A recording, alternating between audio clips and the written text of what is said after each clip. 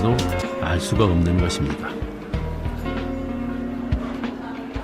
금융투자협회 발표에 따르면 7월 12일 현재 국내 펀드 수는 14개, 세계 1위 수준입니다. 금융 전문가들도 모르는 상품이 판매가 되고 있는데 지점에서 판매하는 직원들이 그 상품을 안다는 건 불가능하죠.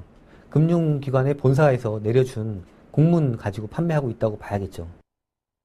삼성전자와 금융은행에 투자하는 것으로 이렇게 설명을 하고 년 수익률은 12%다. 이 정도로만 설명을 했는데 나중에 2년 후에 리먼 브라더스 사태가 생기니까 이 상품이 삼성전자에 투자한 게 아니고 리먼 브라더스에 투자한 거다. 모든 상품은 장단점이 있게 마련입니다. 그러니 그 상품의 수익성뿐 아니라 얼마나 위험한 상품인지에 대한 설명도 반드시 들어야 합니다. 내가 가입한 상품에 대해서 정확하게 이해를 하고서 그 상품을 가입했을 경우에 완전 판매입니다. 다 알고서 가입을 하는 거죠. 좋은 점, 나쁜 점을. 이런 것들을 모르고 가입하는 경우가 이제 불안전 판매라고 보시면 될 겁니다. 근데 대부분의 경우에는 안 좋은 점은 대충 넘어가고 좋은 점만 얘기를 하거든요.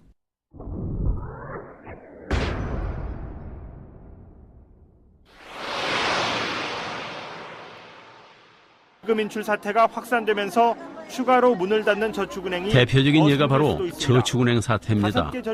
지난 5월에 솔로몬, 미래, 한국, 한주 등 4개 저축은행이 영업 정지를 당했습니다. 그리고 결국 거기에 따른 손해는 투자자 혼자 온전히 떠안게 되는 것입니다. 각종 불법 대출과 비자금 조성 문제로 은행장뿐만 아니고 정치권의 핵심 인물들이 줄줄이 구속되었습니다. 이는 2001년 상호신용금고가 저축은행이라는 이름을 얻게 되면서 시작된 탐욕의 결과입니다. 하루아침에 상호신용금고가 저축은행으로 환골탈퇴한 것이죠. 물론 저축은행으로 표기함으로써 국민들이 제1금융권의 은행과 착각하기 쉽다는 우려가 있었습니다.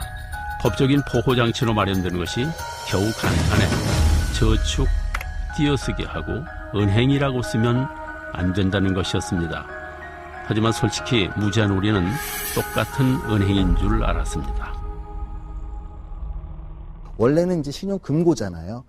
쉽게 말하면 이제 사금고, 그러니까 새마을금고와 같은 작은 금융회사에 불과한 건데 은행이란 이름을 붙여주니까 사람들이 은행하고 혼동을 많이 일으켜서 많은 돈을 맡겨도 큰 문제가 없을 거다라고 착각을 많이 했던 것 같습니다. 게다가 이자도 많이 준다는데 누가 마다하겠습니까?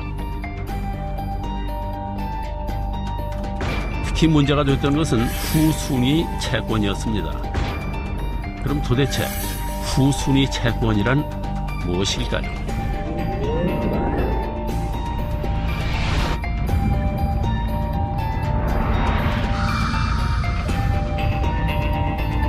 저축은행이 파산했을 경우에 예금자 보호법에 의하면 예금은 최고 5천만 원까지 원금을 보장해주게 돼 있습니다.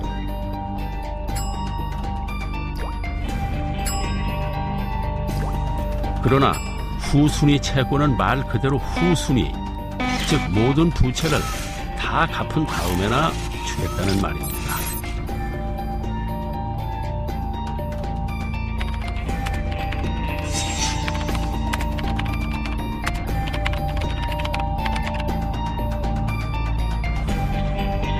그렇다면 저축은행이 후순위 채권을 파는 이유는 뭘까요? 바로 BIS 때문입니다. BIS는 은행의 자산이 얼마나 건전한지, 즉 믿을만한지를 나타내는 대표적인 지표입니다. 우리나라에서는 BIS가 5% 미만이면 감독기관으로부터 개선 권고나 요구, 명령을 받게 됩니다. 그런데 예금을 빼서 후순위 채권으로 돌리면 부채가 줄어들게 됩니다. 그럼 BIS가 높아지므로 자산이 건전하다 하는 인정을 받을 수 있는 것이죠. 그러니까 은행의 BIS 비율을 높이기 위해서 후순위 채권을 발행합니다. 그래서 예금 같으면 은행 측에서 보면은 빚이죠.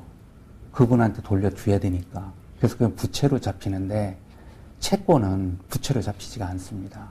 항상 그 금융 소비자들이 아셔야 될 거는 그 높은 이자를 많이 주면 거기에 그 뒤에 숨어 있는 위험이 있다라는 거죠. 결국은 우리는 너무 몰라서, 너무 믿어서, 너무 순진해서 실패한 겁니다.